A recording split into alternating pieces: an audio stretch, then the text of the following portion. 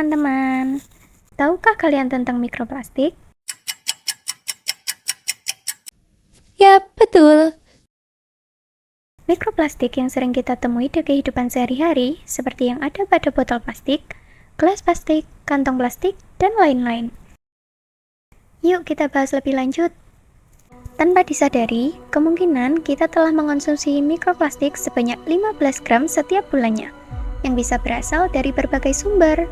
Sumber terbesar mikroplastik, salah satunya adalah plastik sekali pakai, yang sampai sekarang masih banyak penggunaannya. Hal tersebut menyebabkan terjadinya penumpukan sampah yang berlebihan. Menurut data Badan Pusat Statistik atau BPS, timbunan sampah nasional mencapai 64 juta ton per tahunnya, dengan sekitar 12% atau 7,68 juta ton merupakan sampah plastik.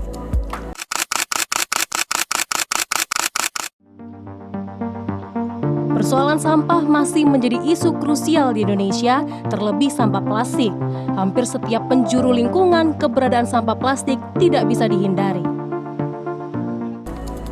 Banyaknya sampah plastik yang terus menumpuk setiap hari menimbulkan berbagai dampak negatif yang serius bagi lingkungan, kesehatan manusia, dan keberlangsungan hidup di bumi.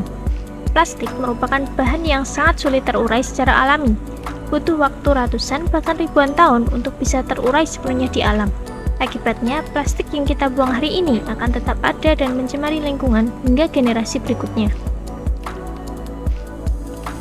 Setiap tahunnya, banyak sampah plastik yang memenuhi sungai sehingga membahayakan ekosistemnya, karena hewan-hewan di air seringkali mengira plastik sebagai makanan. Bahkan, terdapat mikroplastik dalam air minum yang kita konsumsi. Di darat, tumpukan sampah plastik menyebabkan pencemaran tanah. Sampah plastik yang menumpuk di tanah tidak hanya mengganggu pemandangan, tetapi juga menimbulkan bahaya yang tak terlihat seperti pencemaran air tanah. Ketika hujan turun, air meresap melalui tumpukan sampah plastik. Zat-zat kimia dari plastik ini kemudian mencemari tanah, yaitu sumber utama air bersih bagi jutaan orang, terutama di pedesaan. Apakah kalian terpikirkan suatu ide untuk meminimalkan sampah-sampah tersebut? Sampah-sampah itu bisa diminimalisir dengan aksi zero waste. Apa sih zero waste itu?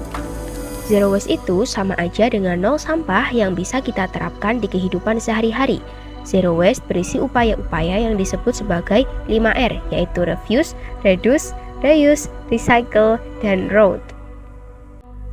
Refuse berarti menolak potensi sampah.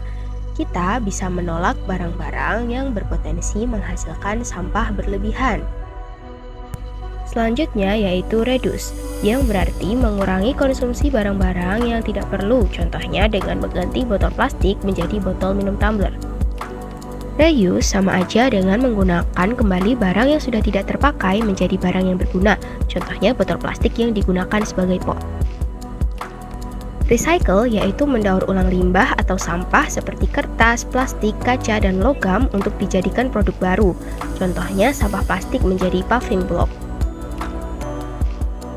Road berarti mengompos sampah seperti sisa makanan dan limbah organik untuk menghasilkan pupuk kompos. Masalah ini bukan hanya tanggung jawab pemerintah atau lembaga lingkungan, tetapi tanggung jawab kita semua.